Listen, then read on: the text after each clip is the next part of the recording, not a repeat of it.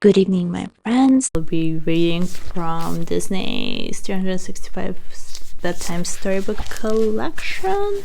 I'll be reading Winnie the Pooh, Rabbit's Frightful Garden. Rabbit woke up bright and early. He had a lot of work to do in his garden. There was just one problem. Rabbit had lent all his tools to his friends, and they hadn't returned them. Meanwhile, Pooh and Piglet were enjoying breakfast with Kanka, where Roo bounced in with a bunch of wildflowers. "Thank you, Roo," Kanka explained, giving him a kiss. "Let me just trim these." She rummaged around the kitchen drawer where she came across Rabbit's gardening shears. "Oh no," Kanka said, "I never returned these to Rabbit after I borrowed them." "That reminds me," Piglet said, "I still have Rabbit's rake, and Pooh, I'll bet you still have Rabbit's shovel." The friends decided the neighborly thing to do would be to return Rabbit's tools right away.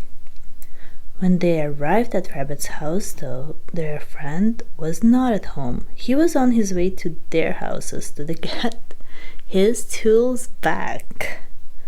"Rabbit's garden could use some work," Kanka said. "Why don't we take care of it for him as a way of saying that we're sorry for keeping his tools for so long?" Everyone agreed that this was a splendid plan. When they had finished working, they spotted some birds hungrily eyeing the harvest. "This garden needs a scarecrow," cried Roo. The work crew sprang into action, and soon a towering scarecrow was planted right in the middle of the garden. "Won't Rabbit be surprised?" Piglet said proudly. When Rabbit returned home a few minutes later, he couldn't quite believe his eyes. First, he looked at the vegetables, all neatly picked.